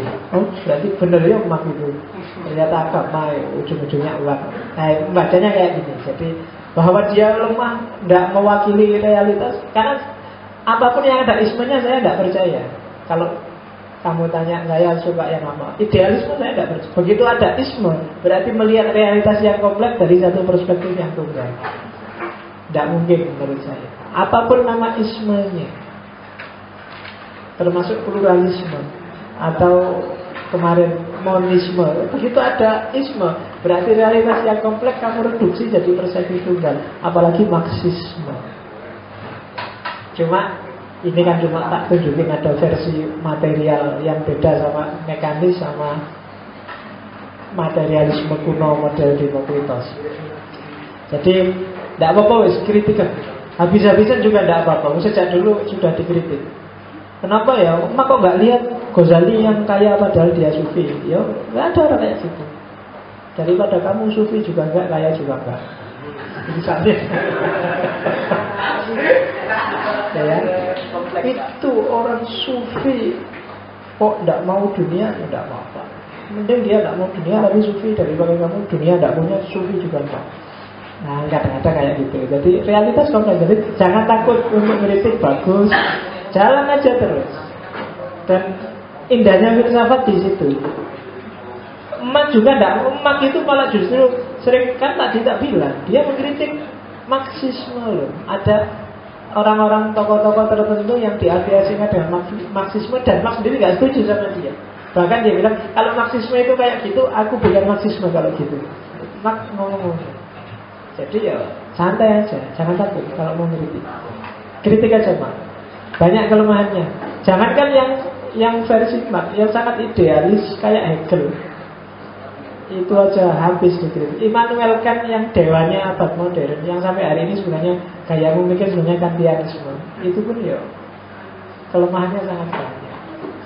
Tidak ada kalau pikirannya manusia yang nggak lemah itu. Yang saya omongkan pertemuan 1 sampai 14 ada kelemahannya. Jadi materi historis ya masih banyak kelemahannya, nggak cuma yang kamu sebut itu. Tadi beberapa sudah tak singgung, kalau kamu jeli sebenarnya itu kelemahan. Beberapa tak pakai guyonan itu sebenarnya kelemahan dari Marx. Kalau kamu jeli. Cuma ya saya tidak akan ngomong itu daripada kamu tambah bingung. Pokoknya sampai hari ini kamu tangkap aja visinya Marx oh ini tuh materialisme historis itu. Yang dari sini terus Lenin, kemudian Mao, kemudian Stalin merumuskan ideologi yang namanya komunisme. Dan orang Cina, orang Rusia meskipun ambruk sistem komunismenya, tapi masih banyak yang percaya bahwa ambruknya itu bukan karena dia pakai komunisme, tapi ada faktor-faktor lain yang bikin dia ambruk. Mungkin karena peradaban besarnya pakai kapitalisme, maka mereka tidak kuat. Karena untuk bisa bikin sistem yang komunistik itu harus kompak. Karena ini hidup bersama. Kalau sendiri-sendiri tidak akan. Begitu ada tiang-tiang, begitu ada variabel-variabel bersama yang kapitalis, maka otomatis yang komunis nggak akan jalan. Begitu terkontaminasi kapitalisme, komunisme akan macet. Karena ini sistem hidup bareng-bareng. Begitu salah satu egois, ya sudah. Nah, itu antara lain kelemahannya emas. Makanya dari namanya aja kan kelihatan. Orang menyebutnya determinisme ekonomi. Ekonomi kok deterministik. Deterministik itu kalau bahasa agamanya Jabariyah. Tidak mungkin. Maka istilah itu aja mungkin semacam kritik terhadap masa sistem kok deterministik. Padahal manusia itu kan nggak bisa dipatok, dipastikan, apalagi diramal. Oke, ada lagi. Jangan khawatir, minggu depan kita ketemu dengan tandingannya materialisme, yaitu idealisme. Saya masih belum bisa ngukur berapa pertemuan saya harus ngomong idealisme, karena panjang sekali idenya dan banyak. Filosof klasik sampai modern itu hampir semuanya idealistik. Baru sejak Marx ini kan terus dikenal orientasi praksis.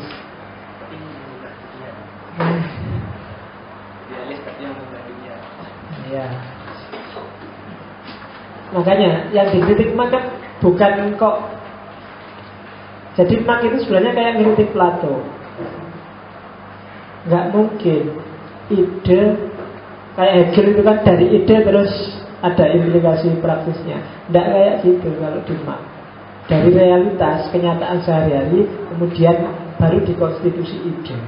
Kalau ada orang ide dulu kayak di Hegel, itu pasti tautologis, tidak mengakar. Itu aja sebenarnya dikritik Marx. Jadi Marx sangat muridnya Hegel, cuma dia membalik aspek dialektika yang sifatnya metafisik dijadikan dialektika yang sifatnya realistik. Itu aja. Jadi kalau disebut anti juga tidak, dia melanjutkan gurunya. Hegel itu gurunya, dan dilanjutkan dari metafisik jadi realistik. Oke ya, sudah ngantuk kelihatannya. Masih ada yang tanya? Nggak ada? Iyalah, dipikir nggak ada aja lah. Sudah jam 10. Oke, insya Allah kita akan ketemu lagi minggu depan. Saya akhiri sekian. Assalamualaikum warahmatullahi wabarakatuh.